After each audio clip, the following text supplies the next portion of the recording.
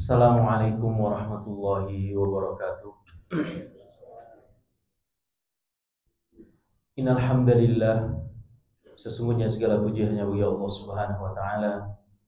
Nahmaduhu, kita bersama memuji Allah, wa nasta'inuhu, dan kita memohon selalu pertolongan kepadanya, wa nastaghfiruhu, dan kita memohon ampunan kepada Allah Subhanahu wa taala atas dosa-dosa kita, wa na'udzu bihi min syururi anfusina, dan kita memohon perlindungan kepada Allah Subhanahu wa taala dari kejahatan nafsu kita, wa min sayyiati a'malina, dan kita juga memohon perlindungan kepada Allah Subhanahu wa taala dari keburukan amal perbuatan kita. May yahdihillahu fala mudhillalah, dan barang siapa yang diberi petunjuk oleh Allah Subhanahu wa taala, maka sekali-kali tidak akan ada seorang pun yang mampu menyesatkannya. Wa may yudhlil fala hadiyalah, dan barang siapa yang disesatkan oleh Allah Subhanahu wa taala, maka sekali-kali tidak akan ada seorang pun yang mampu memberikannya petunjuk. Asyhadu an la ilaha illallah wahdahu la syarikalah, wa asyhadu anna Muhammadan abduhu wa rasuluh. Allah Subhanahu wa taala berfirman, a'udzu billahi minasyaitonir rajim. Ya ayyuhalladzina amanu taqullaha haqqa tuqatih wa la tamutunna illa wa antum muslimun. Wahai orang-orang yang beriman, bertakwalah kalian kepada Allah dengan sebenar-benarnya takwa, dan jangan sekali-kali kalian mati kecuali dalam keadaan Islam.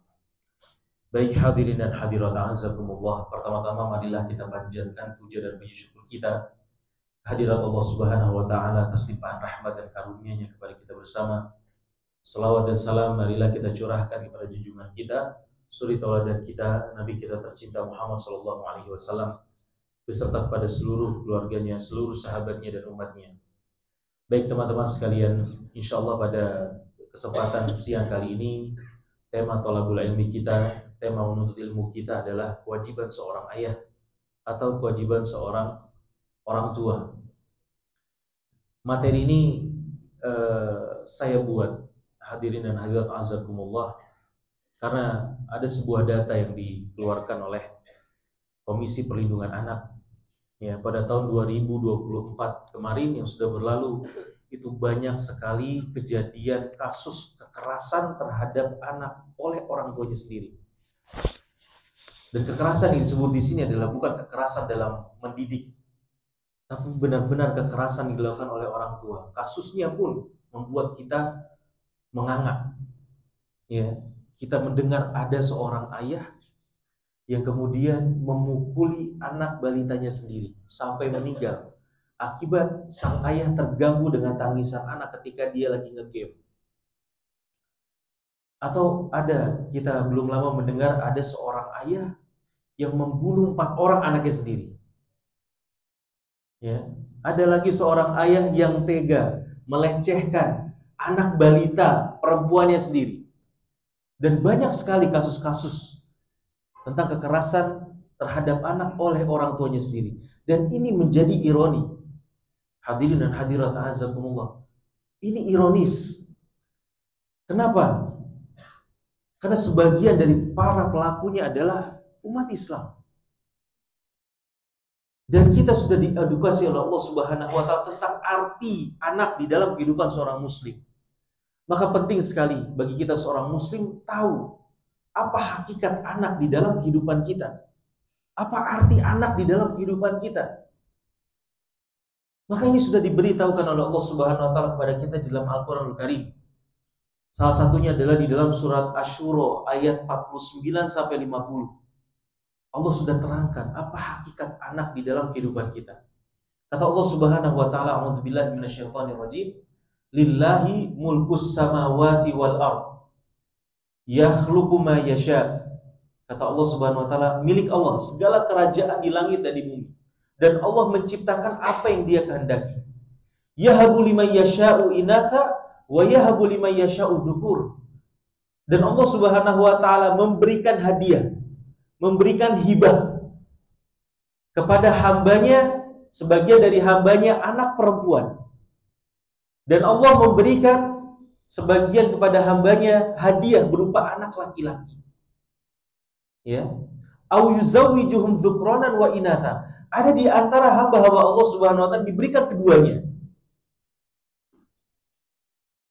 Dan sebagian dari hamba-hambanya ada yang tidak diberikan anak laki-laki maupun anak perempuan.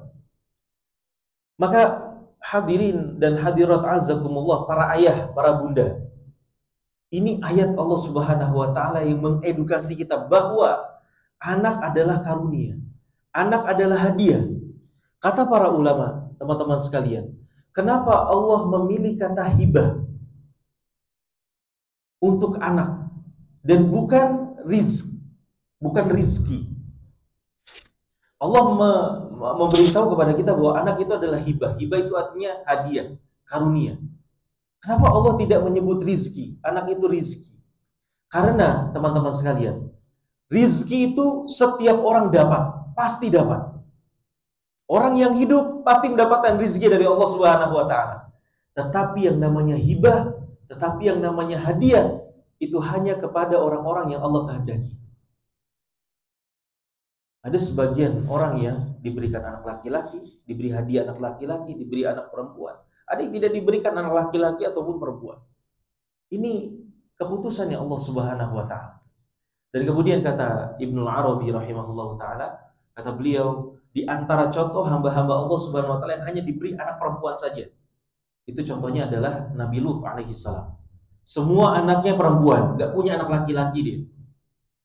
Ya, dan contoh di antara hamba-hamba Allah Subhanahu wa taala yang hanya diberikan anak laki-laki saja, contohnya adalah Nabiullah Ibrahim alaihi salam. Anaknya semua laki-laki. Ya. Dan ada kemudian di antara hamba-hamba Allah Subhanahu wa taala yang diberikan keduanya, anak laki-laki dan anak-anak perempuan. Ya. Contohnya adalah Nabi Adam alaihi salam atau Nabi kita Muhammad sallallahu alaihi wasallam diberikan nikmat anak laki-laki dan anak perempuan. Nah, teman-teman sekalian, maka Allah Subhanahu wa taala sudah mengabarkan hakikat anak adalah hadiah. Ya, hakikat anak adalah hadiah di tengah-tengah kita, sebagaimana karunia-karunia Allah yang lain. Maka di dalam anak itu ada kewajiban. Kita diberikan oleh Allah Subhanahu wa taala harta, maka ada kewajiban di dalamnya. Ya, kewajiban bersedekah, kewajiban zakat dan seterusnya. Kewajiban memberi nafkah kepada orang-orang yang ada di bawah tanggung jawab kita. Kewajiban. Sebagaimana harta ada kewajiban, kenikmatan-kenikmatan yang lain ada kewajiban bersyukur di dalamnya. Begitu juga dengan persoalan anak. Ada kewajiban-kewajiban kita sebagai orang tua, apalagi seorang ayah. Ya, maka saya beri judulnya ayah atau orang tua. Karena di antara yang paling terbebani dengan anak ini adalah sebenarnya adalah ayah. Nah, pada kesempatan siang kali ini teman-teman sekalian, saya sampaikan beberapa kewajiban yang saya harapkan menjadi pengingat diri saya sendiri terutama, dan kemudian para pendengar di sini, teman-teman, bagi para ayah, para bunda, ketahui kewajiban kita di dalam anak kita. Ya. Yang dimana kita tidak mengusahakan anak tersebut. Artinya, ketika kita berhubungan biologis dengan istri kita, setelahnya Allah yang tentukan. Ya, kita tidak mengatur pertemuan antara sperma dan ovum di dalam rahim istri-istri kita, nggak ngatur kita. Tapi begitu saja Allah Subhanahu wa taala sudah mengaturnya. Ya, maka pahami kewajiban-kewajiban yang akan saya sampaikan ini sebagai bentuk peringatan kepada diri kita bersama. Teman-teman sekalian, di antara kewajiban pertama seorang ayah terhadap anaknya yang perlu kita penuhi sebagai tanggung jawab kita nanti di hadapan Allah Subhanahu wa taala adalah kita menjadi bapak-bapak yang soleh untuk mereka. Ini kewajiban pertama bagi seorang ayah adalah menjadi ayah yang soleh buat anak-anak kita. Jadikan ini target hidup kita. Target hidup kita sebagai seorang ayah, sebagai seorang bapak, sebagai seorang orang tua. Di antara dalilnya teman-teman sekalian, ya, banyak sekali dalilnya. Ada satu yang menarik, ya, yang kita ambil dari surat Al-Kahfi. Tentunya kita tahu perjalanan Nabi Musa dan Nabi Khidir alaihi wassalam. Ya, ketika itu Nabi Musa alaihi salam ditanya oleh seorang, ada nggak orang yang lebih berilmu dari Anda? Maka kata Nabi Musa, tahu saya tidak ada. Maka Allah SWT tunjukkan kepada seorang hamba yang berilmu lebih daripada Musa, itu Nabi Khidir. Akhirnya singkat cerita sebagaimana di surat Al-Kahfi, kita bisa baca lagi nanti terjemahannya. Akhirnya Nabi Musa alaihi salam dan kemudian Nabi Khidir melakukan perjalanan yang penuh dengan pelajaran keilmuan, kebesaran Allah Subhanahu wa taala. Maka ada satu part di mana Nabi Khidir memutuskan untuk merenovasi sebuah bangunan yang hampir roboh. Ya. Ada bangunan atau tembok yang hampir roboh kemudian diperbaiki oleh Nabi Khidir dan Nabi Musa. Ya. Dan dijelaskan oleh Allah Subhanahu wa taala di dalam surat Al-Kahfi tersebut. Kenapa? Kemudian Nabi Khidir memutuskan untuk merenovasi bangunan tersebut. Ternyata teman-teman sekalian, di bawah bangunan tersebut yang hampir roboh itu ada harta anak yatim. Ada harta anak yatim.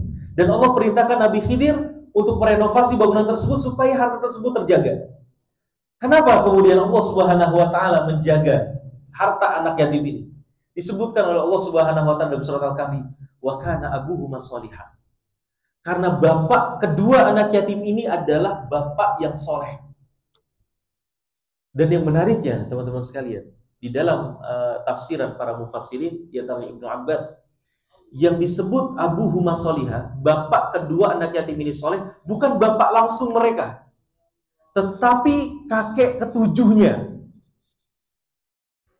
Ya, kakek ketujuh dari dua anak yatim ini soleh. Akibat kesolehan buyutnya yang ketujuh, Allah Subhanahu wa taala menjaga harta dan jiwa dua anak yatim ini. Pelajarannya, teman-teman sekalian, faidahnya, kalau kesolehan buyut ketujuh itu bermanfaat buat keturunan yang ketujuh, apalagi kesolehan kita sebagai orang tua. Begitu banyak kebaikan-kebaikan yang Allah berikan kepada anak kita karena kesolehan kita. Maka kewajiban pertama dan paling utama yang menjadi hak anak kita atas kita, terutama seorang bapak, adalah menjadi bapak-bapak yang soleh. Jadikan ini sebagai target hidup. Jangan hanya melulunya ketika memikirkan anak kita, ya, menjadi yang terpikirkan buat kita adalah bapak yang mapan secara ekonomi. Itu nomor sekian. Yang paling pertama adalah menjadi bapak yang soleh. Yang kedua, teman-teman sekalian, di antara hak anak-anak kita dan menjadi kewajiban kita sebagai bapak mereka adalah memilih istri yang solihah. Atau kalau antum sudah menikah, berarti kita mengusahakan ibu-ibu mereka menjadi wanita-wanita yang solihah. Ya. Dalam sebuah hadis sahih, Rasulullah SAW pernah bersabda, "Tunkahul mar'ah li arba." Wanita itu biasanya dinikahi karena 4 hal. Ya, kata Rasulullah SAW, yang pertama lihasabiha, linasabiha. Yang pertama, wanita itu dinikahi biasanya karena nasabnya baik. Ya, terutama di budaya Arab saat itu di zaman Rasulullah, yang diperhatikan paling utama adalah nasab. Nasabnya mulia tidak, keturunan, darah biru tidak, dan seterusnya. Ya. Atau yang kedua kata Rasulullah, lima liha. Pertimbangan orang menikahi seorang wanita karena hartanya, orang kaya nih. Ya. Wanita tajir nih. Ada yang pertimbangannya seperti itu. Atau yang ketiga, yang paling common adalah lijamaliha, karena kecantikannya. Ya. Kecantikannya. Kita melihat wanita cantik, kita ingin meminangnya, ya. Dan ini yang paling umum. Yang keempat kata Rasulullah SAW adalah lidiniha. Yang keempat, pertimbangan seorang wanita dinikahi karena agamanya. Dan secara khusus Rasulullah SAW mengatakan, fazfar bidzatid din taribat yadak. Maka pilihlah wanita yang paling baik agamanya, maka engkau akan beruntung, kata Rasulullah SAW. Maka salah satu keuntungannya, hadirin sekalian, ketika kita menikahi wanita-wanita yang solihah, kita mendidik istri kita menjadi ibu-ibu yang solihah. Keuntungan, di antara keuntungan paling besarnya adalah potensi kita mendapatkan keturunan yang soleh dan solihah itu semakin besar. Ya, karena ketika kita pergi bekerja, kita tinggalkan anak kita dengan sosok yang tepat. sosok yang bisa mengajarkan agama Allah Subhanahu wa taala kepada mereka, akhlak yang baik kepada mereka. Ya, dan seterusnya. Ada sebuah kisah yang disebutkan oleh para ulama, teman-teman sekalian. Kita tentunya tahu Imam Bukhari. Ya, kalau dalam urusan hadis kita pasti mendengar nama Imam Bukhari. Di antara sirah kehidupan beliau dicatatkan oleh para ulama, teman-teman sekalian. Imam Bukhari dari kecil, ya ketika beliau masih bayi, beliau diuji oleh Allah Subhanahu wa taala dengan hilangnya pandangan beliau. Ya, nggak bisa melihat. Dari usia 1 tahun beliau sudah buta, mengalami kebutaan, tidak bisa melihat. Saat itu ibunda Imam Bukhari ditinggal wafat. Jadi Imam Bukhari dalam usia belianya ditinggal wafat oleh ayahnya, anak yatim dari kecil. Tetapi kemudian ya ternyata Imam Bukhari diamanahi oleh Allah Subhanahu wa taala atau diberikan nikmat oleh Allah Subhanahu wa taala mempunyai ibu yang solihah. Ya. Melihat anaknya mengalami kebutaan tidak membuat putus asa ibunda Imam Bukhari. Dia wanita yang solihah, dia tidak berputus asa. Akhirnya apa yang dilakukan adalah dia tahajud tiap malam, sholat malam setiap malam. Dia menangis kepada Allah Subhanahu wa taala memohon agar supaya mata anaknya disembuhkan. Setiap malam sholat tahajud, menangis merengek kepada Allah Subhanahu wa taala bertahun-tahun. Hingga dalam sebuah riwayat disebutkan ketika usia 4 tahun atau 5 tahun Imam Bukhari, berarti bertahun-tahun, kurang lebih 4 tahun atau 5 tahun ibunya ya sholat tahajud meminta kepada Allah. Maka ketika sudah memasuki tahun keempat atau kelima, ketika selesai sholat tahajud dan tangisannya di malam tersebut, ibunda Imam Bukhari tertidur. Ketika tertidur kemudian bermimpi bertemu dengan Nabiullah Ibrahim alaihissalam. Ya, di dalam mimpinya tersebut Nabi Ibrahim alaihissalam berkata kepada ibunda Imam Bukhari, wahai fulanah, ya ketahuilah karena tangisanmu tiap malam, permintaanmu kepada Allah tiap malam, maka Allah Subhanahu wa taala memperkenankan apa yang kau minta. Ya, maka setelah itu terbangun dan kemudian menemui anaknya dan penglihatan Imam Bukhari ternyata sudah kembali. Ya, dan kemudian tersisa dari kehidupan Imam Bukhari adalah sejarah yang mencengangkan. Beliau menjadi Amirul Mukminin fil hadis. Dan ternyata teman-teman sekalian banyak sekali orang-orang besar di dalam agama kita ternyata hadir ke dunia dalam keadaan yatim. Contoh, siapa yang tidak kenal Imam Asy-Syafi'i rahimahullahu taala? Beliau lahir dalam keadaan yatim. Imam Ahmad bin Hanbal lahir dalam keadaan yatim. Ya, Imam Ibnu Katsir lahir dalam keadaan yatim dan seterusnya. Tetapi mereka punya sosok ibu-ibu yang luar biasa soleh. Kemudian teman-teman sekalian yang ketiga, ya, di antara hak anak-anak kita dan menjadi kewajiban kita kepada mereka yang paling utama adalah tarbiyah.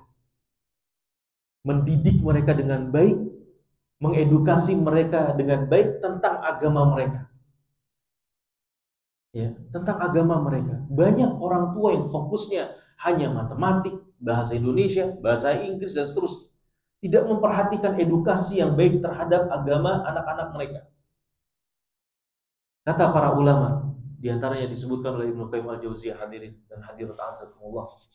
Kata Ibnu Qayyim al-Jauziyah di dalam kitabnya, qala ba'du ahli ilm.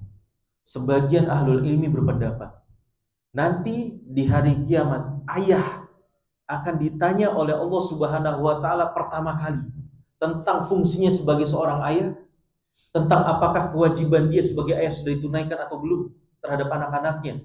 Akan ditanyakan terlebih dahulu sebelum nanti anak ditanya tentang fungsinya sebagai anak, tentang kewajiban mereka terhadap orang tua mereka. Yang didahulukan adalah pertanyaan oleh Allah Subhanahu wa taala kepada para bapak, para orang tua.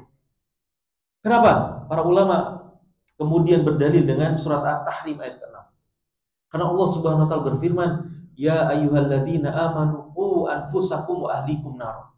Ini khitab Allah Subhanahu wa taala, perintah Allah kepada orang tua. Wahai orang-orang yang beriman, jagalah diri kalian dan keluarga kalian, anak istri kalian dari api neraka. Ini kewajiban utama. Ya. Melebihi kewajiban Anda memberikan nafkah kepada anak Anda. Kewajiban memberikan nafkah itu nomor 2 setelah kewajiban kita memastikan atau berusaha semaksimal mungkin agar diri kita dan anak-anak kita terselamatkan dari api neraka. Dan kemudian kata Ibnu Qayyim al-Jauziyah, hadirin sekalian, dan ini realita yang mungkin kita bisa saksikan di dalam kehidupan keluarga kita sendiri. Kata beliau, wa aktsarul aulad innama jaa fasaduhu min qibalil aba. Dan kebanyakan anak-anak itu rusak. Sebab pertamanya dan sebab utamanya adalah bapak-bapak mereka sendiri. Anda perhatikan ini.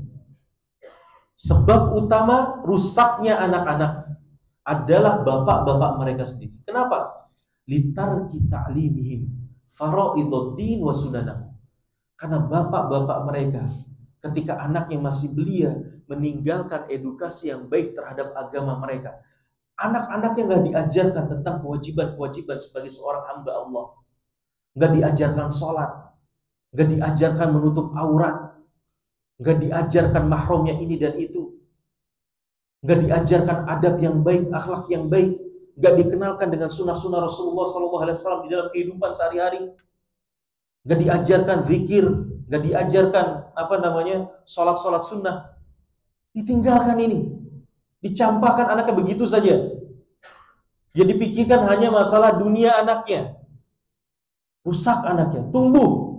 Ketika sudah besar barulah. Ya, ketika anaknya berbuat macam-macam barulah dia menyesal. Ketika anaknya tumbuh di dalam kemaksiatan barulah dia menyesal. Ya. Nah, kata Ibnu Qayyim al-Jauziyah dan para ulama yang lain mengatakan demikian. Bahwa di antara faktor paling utama rusaknya anak adalah bapak-bapak mereka sendiri. Maka teman-teman sekalian ini menjadi peringatan buat diri kita bersama. Perhatikan edukasi terhadap agama untuk anak-anak Anda. Ya, prioritaskan ini.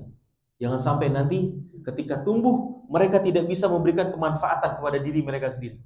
Mereka nggak tahu bertakwa kepada Allah Subhanahu Wa Taala. Ya, mereka nggak tahu dosa. Mereka nggak terobsesi sama akhirat. Pada akhirnya nanti ketika kita tua, kita mati. Salah satu investasi terbaik kita yaitu doa anak yang soleh tidak kita dapatkan. Hati-hati. Dan kemudian yang terakhir, hadirin dan hadirat azakumullah, di antara kewajiban kita sebagai orang tua dan menjadi hak anak-anak kita adalah memastikan nafkah yang kita berikan kepada mereka adalah nafkah yang halal. Nafkah yang halal. Ya. Karena yang namanya harta haram itu pasti ada konsekuensinya. Sebagaimana kata Rasulullah SAW, pernah Rasulullah bercerita tentang orang yang melakukan safar perjalanan panjang, kemudian sudah habis perbekalannya, sudah tidak ada yang bisa dia lakukan, tidak ada yang bisa menolong dia di tengah safarnya dia tersebut.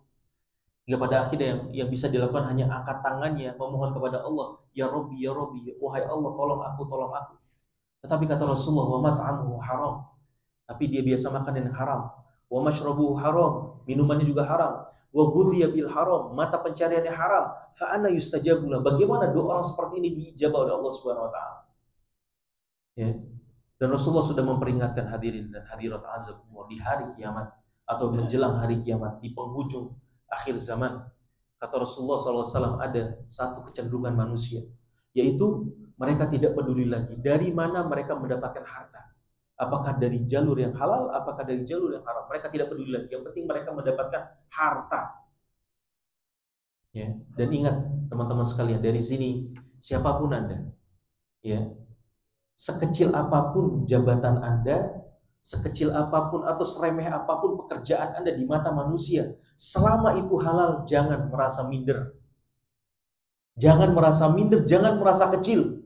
Antumul a'laun. Di mata Allah Subhanahu wa taala Anda mulia. Ketika kita mengusahakan rezeki kita dari jalur yang halal, sama sekali tidak perlu kita merasa kecil. Dalam sebuah hadis yang sahih, Rasulullah SAW saat itu sedang duduk-duduk bersama para sahabatnya. Ketika itu para sahabat dan Rasulullah SAW melihat ada seorang yang ulet sekali bekerjanya, tekun bekerjanya, luar biasa, etos kerjanya sangat tinggi, hingga membuat sebagian sahabat itu takjub.